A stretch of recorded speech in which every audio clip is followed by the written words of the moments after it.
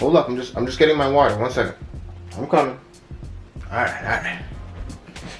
I'm here. I know, I'm a little bit late. Were you waiting? You weren't waiting long. You just got here, don't lie. Acting like you was waiting forever. Alright, now I can start. So, I guess I should introduce myself. My name is Joseph Morrison, aka Kojo Locs. Thank you for coming to my channel. If it's your first time coming to my channel, I appreciate you. Thank you for stopping by. This is a LOC channel where we discuss LOC content. So if that's something you're interested in, hit that subscribe button, smash that like button at the end of the video, and definitely hit that notification bell so you're notified on all the posts the moment that I post. If you are coming back to my channel for a second, third, fourth, fifth, sixth time, what's up, gang signs? I see you. That's the Kojo Locs channel gang signs. You know, if you're affiliate of the channel, you know what's up. That's the gang of love right there, right? You stay locked and we stay loved up in here. Anyway, for today's video, we're gonna be talking about the pros and the cons of having starter locks. Now, a lot of that's based just on perception or just on my own opinion, if you will. And to be honest, some of what I'm gonna talk about isn't necessarily a pro or a con. It's just kind of a part of that starter lock process, and you can kind of depict it how you will. So some might see it as a pro, some might see it as a con, but I'm just gonna kind of give you my version of a pro or con, and we'll just jump right into it that way, right? Just some things that I think if you are thinking about getting locks, or if you just started getting your locks, just some things that you might encounter, some things you can think about, or, you know, just get ready to deal with, because it gets real quick. All right, so pro tip number one, and don't mind this beautiful glare. I feel like, you know when you have that glare from the window and you just feel like you're in like a 1970s like love movie or something. You know what I mean? Like it has that like save me vibe, you know?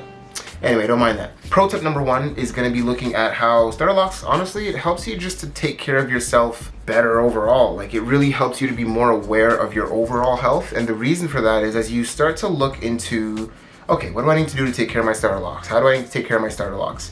You realize that staying hydrated and drinking a lot of water, super important. You start to realize that vitamins and minerals are very important for the sustenance and the growth of your hair, or the resilience of how your hair shaft is, the importance of not eating a lot of sugary foods because that's gonna detriment the scalp health that you have. Like there's just so many factors that you learn about, and you start to realize how a lot of these health factors really go into having healthy hair. And again, for me being in the industry, it's something that I'm pretty privy to already, but it just really forces you to really be disciplined in terms of how you take care of yourself, the foods that you eat, even things like exercise. It's gonna help to get some of those toxins out of the body. And by doing that, you're gonna help to reduce the probability of having buildup of toxins in your scalp, right? When you sweat and things like that. So it just really helps you to have a better appreciation of taking care of your body, taking care of yourself. And because you wanna have healthy locks, you know, you're really gonna have to make that a lifestyle change for yourself. And that's a lifestyle change that you're gonna have to commit to if you wanna have the best looking locks that you can. Now, of course, we can all probably think of somebody who doesn't live the healthiest lifestyle and still has nice locks.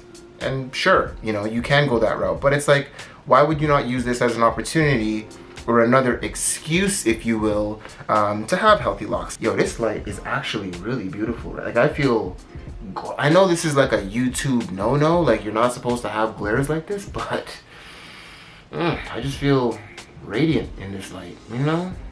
But yeah, so it just really helps you to take care of yourself, not only just your hair or your scalp, but also just your overall well-being. And you know, I think that's a really cool pro, and I think it's something that everyone should kind of embrace and take into account. All right, I had to get rid of the light. It was a little distracting. I couldn't stop focusing on how delicious I looked in that radiant. Anyway, number two, we're gonna go into a con, right? So this is one that's like, I guess probably the number one that a lot of people would know about, but water, like you can't swim. You gotta be gentle even if you wash your hair. You gotta be gentle when you wash your hair. Yeah, like you and water just don't mix anymore, you know? And I don't know about you. Now, luckily for me, I'm not a big swimmer. I mean, well, having two young kids, you kind of have to be. You end up getting in the water more than you'd probably like to. But especially if you have comb coil starter locks, like you can't swim. Like your hair will come out, and if it doesn't come out, it's gonna come out. like it's coming out, right? Number one. Number two, if you're swimming, you're probably swimming in a pool, let's say, with chlorine. So you don't want chlorine in your hair. Or if you're gonna swim in the ocean or a lake or wherever you're at, you just don't know what's in there. So it's like you can't swim. Like you just can't, you can't swim. That's just something you can't do. I'm sorry.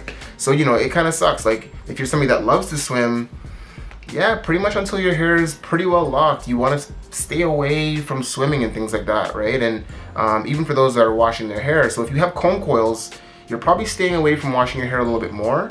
One of the benefits of having interlocks, which is what I have, is because I have a stronger hold at the root, I can wash my hair. So that's one of the benefits that I like. But even as I'm washing my hair, I can't just like dig into my scalp and kind of do my thing. I still have to kind of make sure that I'm being gentle with my scrubbing, and I'm just being very, very meticulous as I wash my hair, and it can't just be a mindless thing anymore. So yeah, water is like a real thing when it comes to having starter locks. You really can't do nothing with water besides drink it. You could drink all the water, drink more water. You're probably gonna have to drink more water. But as far as like getting in the water, don't do it to yourself. And honestly, even like with excessive sweating, I'd say, I wouldn't say you can't sweat a lot. That's, you know, it is what it is. But if you're somebody who's not let's say you just got your starter locks and you're waiting for that first month to go by, you know, before you get a wash. You're gonna wait for your retwist before you wash your hair. If you're sweating a lot on a daily basis, so I'm talking to my athletes out there, I'm talking to people who just do vigorous exercise every single day. You know what I mean? Like if you're somebody who's sweating a lot every day, that's a lot of buildup over time, right? So that buildup is just, it's not gonna be beneficial to you if you're not washing your hair for that first month or even that first 2 weeks. So yeah, man, just sweat, water, like all that stuff is just, you're trying to stay away from that as much as possible. As far as moisturizing the hair, which is important, you want to use sprays like rose water and things like that to kind of maintain moisture. But as far as like full on like dunking yourself into a pool, nah, don't do that. That's a no-no. So let's go on a positive note. So the second pro that I have really is just more, I would just say more cultural appreciation.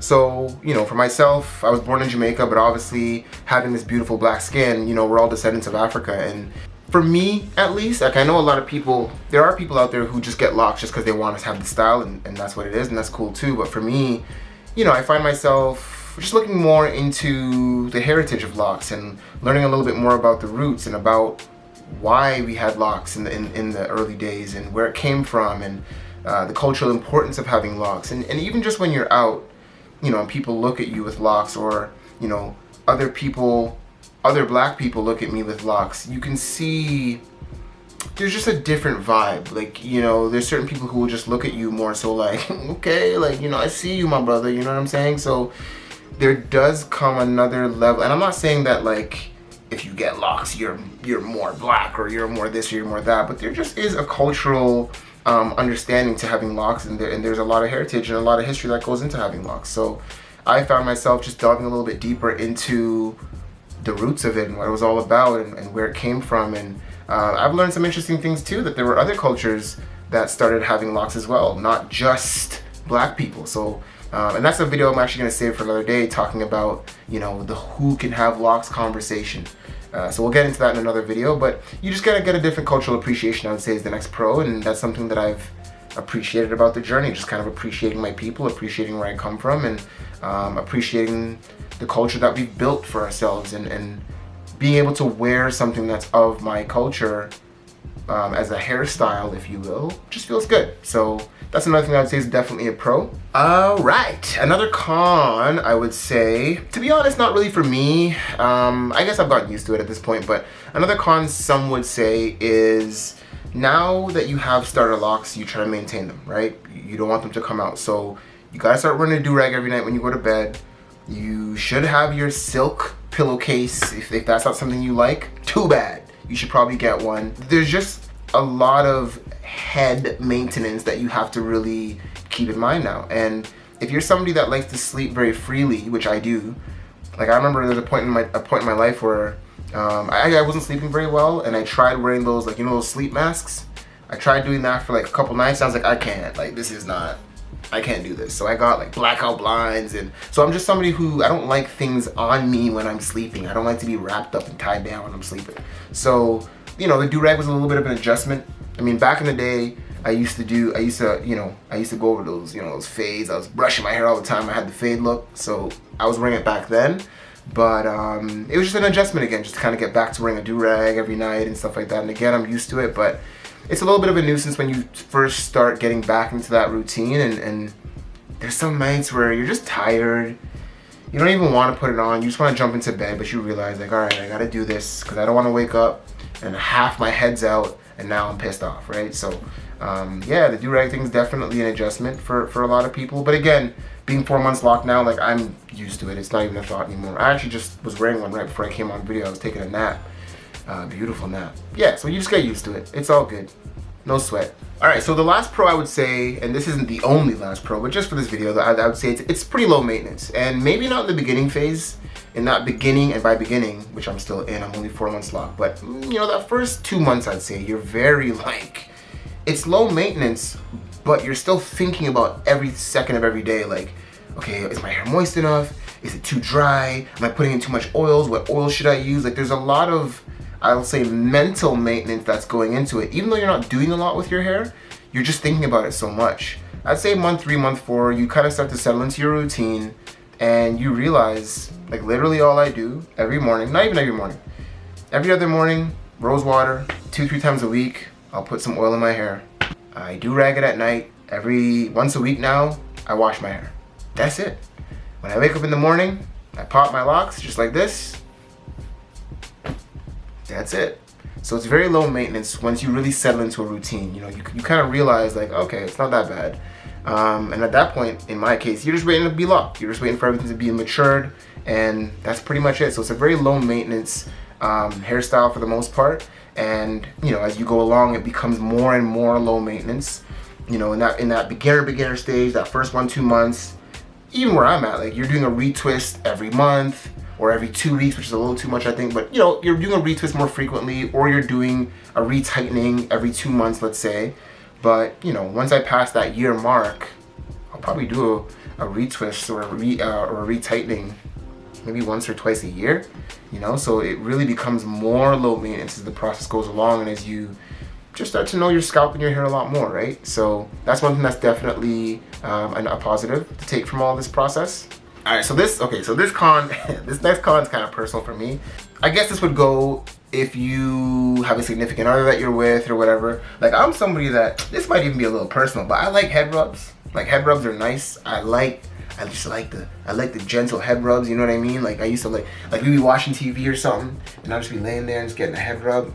It's nice. It's a nice feeling, and like I can't get head rubs no more. Like you can't just be running your fingers all through my starter locks. Like my hair's not locked yet, so I can't have you. And to be honest, sometimes what I'll do is I'll get her to oil my hair, my wife. I'll get my wife to oil my hair, and I'll be like, just oil it a little bit. Just oil it a little bit longer. Just a little bit.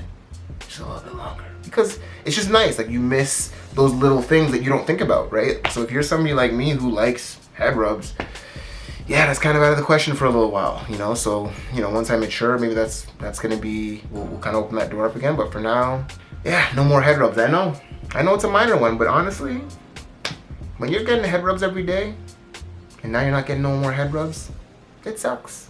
It sucks.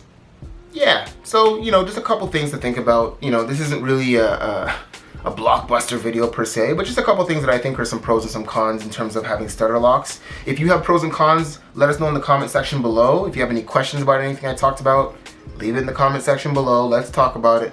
And if you did like the video, hit that like button. Don't forget to subscribe. Share with a friend if you feel like they're going through that starter lock process and can use some of these tips. And otherwise, keep it locked, y'all. I'm going to come to you guys with I have a few other videos on the docket that are going to be coming up. One of which is going to be about who should or shouldn't have locks, right? So we'll talk about that. Got a few other ideas on the mend or on the rise. So yeah, just stay locked, stay tuned, y'all. Joseph Morrison, Kojo Locs signing out. Catch you guys on the next one. Peace and love.